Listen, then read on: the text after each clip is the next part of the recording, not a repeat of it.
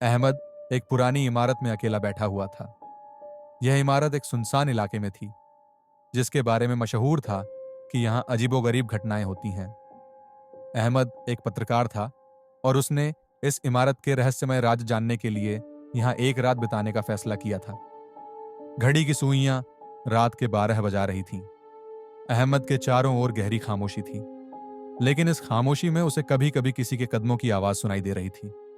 उसने सोचा कि शायद यह उसका भ्रम है, लेकिन तभी अचानक एक दरवाजा अपने आप खुल गया। अहमद ने हिम्मत जुटाई और टॉर्च लेकर दरवाजे के अंदर देखा। वह एक खाली कमरा था, लेकिन कमरे की दीवारों पर अजीब तरह की लिखावट खुदी हुई थी। उन लिखावटों में बार बार एक ही वाक्य लिखा हुआ था, जो यहां आएगा वह अपने राज छुपा नहीं पाएगा। अहमद ने उन लिखावटों की तस्वीरें लीं और जैसे ही वह पलटने लगा, उसने अपने पीछे किसी के हंसने की आवाज सुनी। वह तुरंत पलटा, लेकिन वहां कोई नहीं था। उसका दिल तेजी से धड़कने लगा।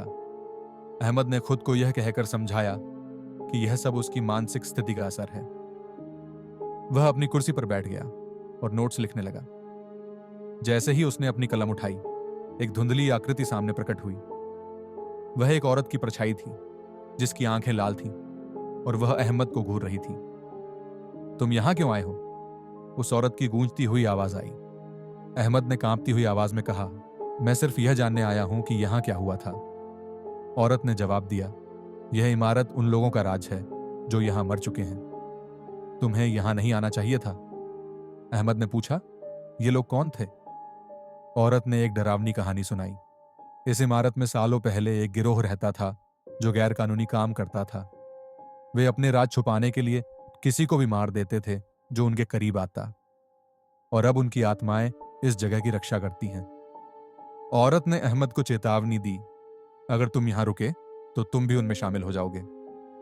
अहमद ने तुरंत अपना सामान उठाया और भागने की कोशिश की, लेकिन जैसे ही वह दरवाजे के पास पहुंचा, दरवाजा खुद ब खुद बंद हो गया। दीवारों से खून बहने लगा और कमरे में एक अजीब सी हंसी गूंजने लगी। तुम्हें बचने के लिए एक राज कुर्बान करना होगा, आवाज आई। अहमद ने घबराकर पूछा, कौन सा राज? आवाज ने कहा, अपना सबसे बड़ा गुनाह बताओ। अहमद का चेहरा पसीने से भर गया। उसने झुककर कहा, मैंने अपनी पत्नी को धोखा दिया था। मैं उसके साथ ईमानदार नहीं रहा। यह सुनते ही दीवारें हिलना बंद हो गईं और दरवाजा खुल गया। अहमद ने इमारत से भागते हुए फैसला किया कि वह कभी इस जगह वापस नहीं आएगा।